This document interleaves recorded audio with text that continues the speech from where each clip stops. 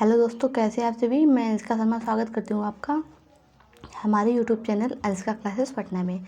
दोस्तों, कल जो है हम लोगों ने जीएस की चित्रात्मक प्रस्तुति घटना चक्र से एक चैप्टर पढ़ा था, जो कि बेसिक प्राचीन भारत का इतिहास से जुड़ी जानकारी थी। आज जो है चैप्टर पढ़ेंगे, जो कि है सैंधव सभ्यता एवं संस्कृति। तो आप लोग वीडियो को स्किप मत कीजिएगा, वीडियो को एंड तक देखिएगा। अगर आप लोगों के लिए वीडियो हेल्पफुल हो तो वीडियो को लाइक कर दीजिए, चैनल को सब्सक्राइब कर दीजिए। वीडियो स्टार्ट करते हैं। देखिए, चैप्टर है सैंधव सभ्यता एवं संस्कृति। परिचय है इसका। इस सभ्यता को जो है 3 भागों में डिवाइड किया गया है: सिंधु घाटी सभ्यता, सिंधु घाटी की सभ्यता और हड़प्पा सभ्यता। देखिए, पिंगट महोदय का कथन।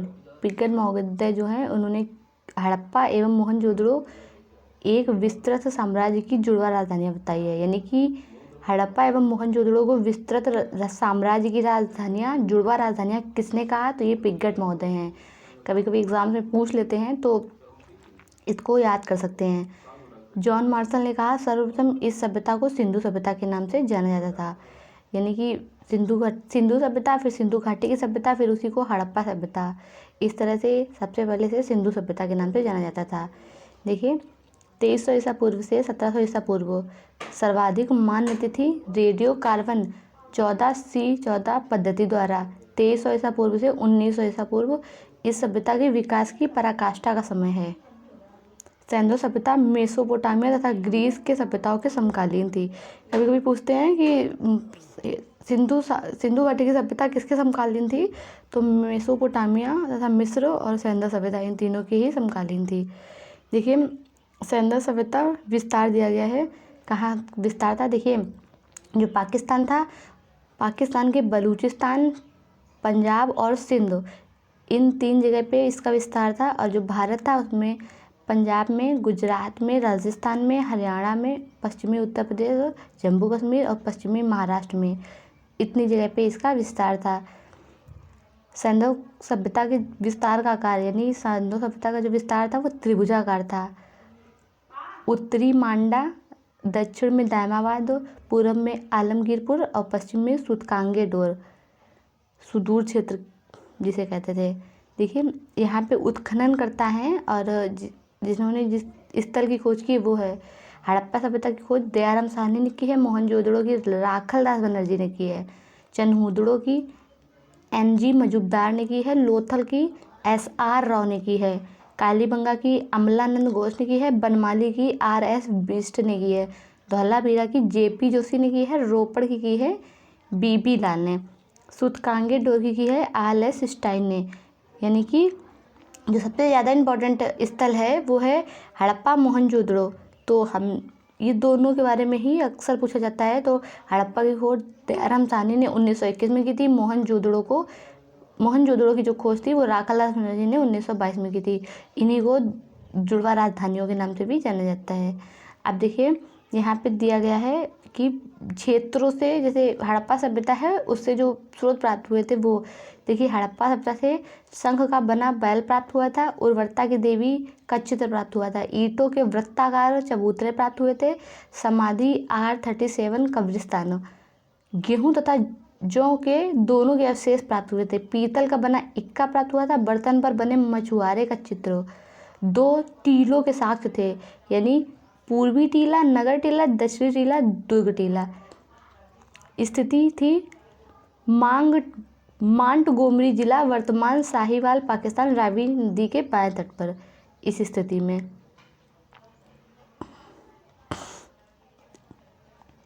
अगला है मोहनजोदड़ो। सिंधी भाषा में शाब्दिक अर्थ मृतकों का टीला, यानी मोहनजोदड़ो को मृतकों का टीला के नाम से भी जाना जाता है। कभी कभी क्वेश्चन ऐसा आता है, मोहनजोदड़ो को अन्य किस नाम से जाना जाता है? तो वो होता है मृतकों का टीला। देखिए, मोहनजोदड़ो से बृहत स्नानागार प्राप्त हुए हैं, ये इंपॉर्टेंट है। सर्वाधिक उल्लेखनीय स्मारक प्राप्त हुए हैं। तत्कालीन विश्व का एक आश्चर्यजनक निर्माण जॉन मार्शल का कथन है। अभिलेख युक्त तो सर्वाधिक मुहरे मोहनजोदड़ो से प्राप्त हुई है। विशाल अन्नागार और विशाल स्नानागार दोनों ही मोहनजोदड़ो से प्राप्त हुए हैं। नृत्यरत नारी की कांस्य मूर्ति, यानी नाचती हुई नारी की मूर्ति प्राप्त हुई है, कांस्य की मूर्ति। पुजारी यानी योगी की मूर्ति, पूजा करने वाले योगी की मूर्ति। मुद्रा पर अंकित पशुपति, शिव की मूर्ति। सीपी की बनी हुई पटरी, घोड़े के दांत। गीली मिट्टी पर कपड़ा, सूती कपड़ा, हाथी का कपाल खंड।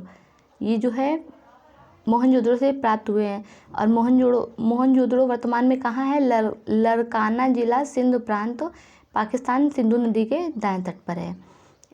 नेक्स्ट है लोथल। लोथल की जो विशेषताएं हैं, पश्चिम एशिया से व्यापार के लिए प्रमुख बंदरगाह था। ये लोथल जो है पश्चिम एशिया का प्रमुख बंदरगाह था। क्वेश्चन में पूछा जाता है कि प्रमुख बंदरगाह कौन है निम्न में से, तो वो लोथल ही होता है। सर्व प्रमुख विशेषताएं हैं, जहाज़ों की गोदी, डाक यार्ड। बंदरगाह को हम लोग गोदीवाड़ा भी बोलते हैं। यहाँ से जो प्राप्त हुए साक्ष्य वो है फारस की मुद्रा या सील, पक्के रंग में रंगे हुए पात्र, धान, चावल और बाजरा, फारस की मुहर, घोड़े की लघु मृण मूर्ति, 3 युगल समाधियाँ, यानी कि 3 युगल समाधियाँ यहाँ से प्राप्त हुई हैं। वर्तमान में जो स्थिति है ये कहाँ पे इसकी?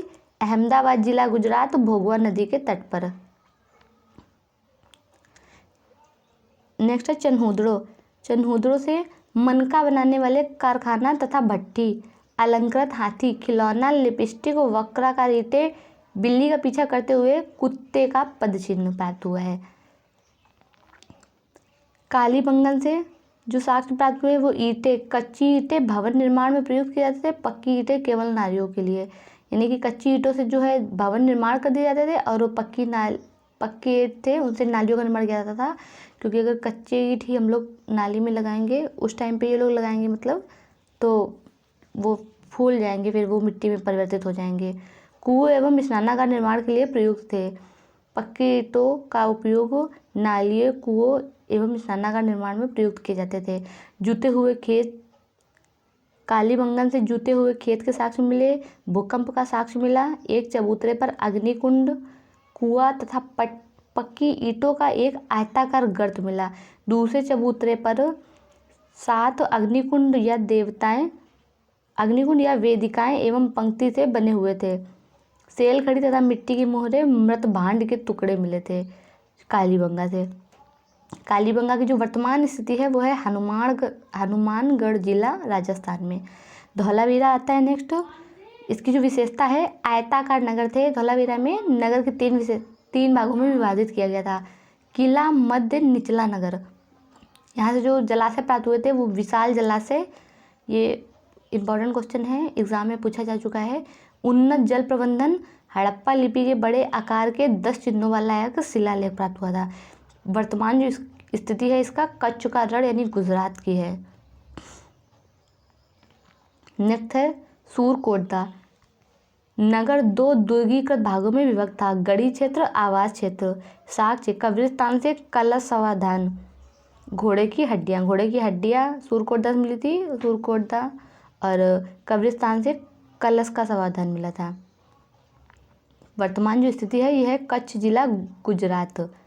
दायमाबाद की जो विशेषता है, सैंधव सभ्यता का सबसे दक्षिणी स्थल है दायमाबाद। और यहाँ से जो साक्ष्य प्राप्त हुए थे वो थे रथ चलाते हुए मनुष्य, सांड, गैंड की आकृतियाँ, सैंधव लिपि की एक मोहर, मृत भांड, तस्करी प्याले। वर्तमान स्थिति अहमदनगर जिला, महाराष्ट्र, प्रवरा नदी के बाएं तट पर स्थित है ये। बनमाली सैंधव संस्कृति के 3 स्तर प्राप्त हैं, प्राक सैंधव, विकसित सैंधव, उत्तर सैंधव। नगर को तारांकित भागों में विभाजित करती है सड़कें। लाजवर्द तथा कार्नेरियल के मन के हल्की आकृति के खिलौने, तांबे का बाड़ाग्र, मुहरे एवं बटखरे। इसकी जो वर्तमान स्थिति है वो है फतेहाबाद जिला, हरियाणा की। नेक्स्ट है रोपड़। आधुनिक नाम है इसका रूपनगर। रोपड़ का आधुनिक नाम रूपनगर है।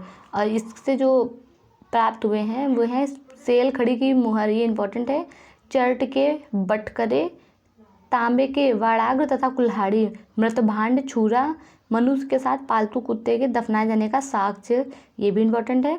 स्थिति जो है इसकी वर्तमान में वो है पंजाब में, भारत सतलज नदी के बाएं तट पर। देखिए महत्वपूर्ण तथ्य दिए गए हैं यहाँ पे। स्थल और प्राप्त साक्ष्य, यानी कि किस स्थल से कौन से साक्ष्य प्राप्त हुए थे। बालाकोट से प्राप्त हुआ था सीप से बनी चूड़ियों के टुकड़े। मांडा से प्राप्त हुआ था कांस्य से निर्मित पेंचदार पिन। नौसारों से प्राप्त हुआ था स्त्रियों के मांग में सिंदूर के प्रमाण। रंगपुर से धान की भूसी। लोथल से वृक्काकार चक्की के 2 पाट, यानी कि चक्की जो प्रेजेंट टाइम पे घरों पे होती है वैसे करके लोथल से प्राप्त हुए थे 2 पाट। कालीबंगा ताम्र मूर्ति। हड़प्पा एक स्त्री के गर्भ से निकलते पौधे की आकृति, ये इंपॉर्टेंट है। हुलास सैंधव लिपि युक्त एक ठप्पा। सूतकांगे डोर मिट्टी की चूड़ियों का अवशेष सूतकांगे डोर से मिला था। मोहनजोदड़ो संयुक्त पशु मूर्ति, यानी मोहनजोदड़ो से संयुक्त पशु मूर्ति मिली थी। शरीर और मस्तक, शरीर भेड़ का था और मस्तक जो था सूरदार हाथी का था। परीक्षा की दृष्टि से कुछ इंपॉर्टेंट फैक्ट दिए गए हैं। कपास की खेती का आरंभ सर्वप्रथम सैंधव निवासियों ने किया था। सैंधव सभ्यता में क्रय विक्रय वस्तु विनियमित द्वारा किया जाता था क्योंकि सिक्कों का प्रचलन नहीं था, यानी कि किसी भी वस्तु का आदान प्रदान करके हम लोग इस टाइम पे सामान खरीद लेते थे। ये लोग जैसे कि चावल के बदले आटा, आटा के बदले तेल या ऐसा कुछ इसी प्रकार से करते थे क्योंकि उस टाइम पे मुद्रा का प्रचलन नहीं था। सैंधव सभ्यता के बाँट मुख्यतः घनाकार होते थे, यानी कि बाँट जो होता था उसका वो घनाकार होता था। इस टाइम पे गोल होता है, उस टाइम पे घनाकार होता था। मेलुआ की पहचान सिंध क्षेत्र से की गई थी। धातु मूर्तियाँ लुप्त मोम या मधु क्षिप्त विधि से बनाई जाती थी। सर्वाधिक मृण मूर्तियाँ पशुओं की प्राप्त हुई थी। सर्वाधिक मुहरें सेलखड़ी की बनी होती थी। सिंधु सभ्यता की मुहरों पर सर्वाधिक अंकन एक श्रृंगी बैल का तथा उसके उत्पाद कुबड़ वाले बैल का होता था। सिंधु घाटी की मुहरों पर सर्वाधिक अंकन एक श्रृंगी बैल का तथा उसके उत्पाद कुबड़ वाले बैल का होता था। इस काल में प्रमुख खेल पासा था। अब मोहनजोदड़ो से प्राप्त कुछ इंपॉर्टेंट फैक्ट हैं। योगी पशुपति शिव की मुहर। बाएं में गैंडा भैंसा, नीचे थे 2 हिरन और दाएं में बाघ हाथी। कुल 5 प्रकार के पशु थे। सैंधव सभ्यता विशिष्ट तथ्य, यानी सैंधव सभ्यता के जो विशिष्ट तथ्य थे वो थे सूक्ष्म दृष्टि से लोहे के ज्ञान का अभाव। सैंधव सभ्यता के जो लोग थे उनको लोहे का ज्ञान नहीं था। स्वर्ण चांदी तथा तांबे एवं कांसे का जानकारी थी, यानी कि जो ये लोहे का ज्ञान हुआ था ये इसके बाद ही हुआ था। हाथ से चालित चाकों का प्रयोग, यानी कि ये जो चाक होते हैं हाथ से चलाने वाले जिनसे वो मिट्टी के बर्तन बनाए जाते हैं, इनको उसकी जानकारी थी।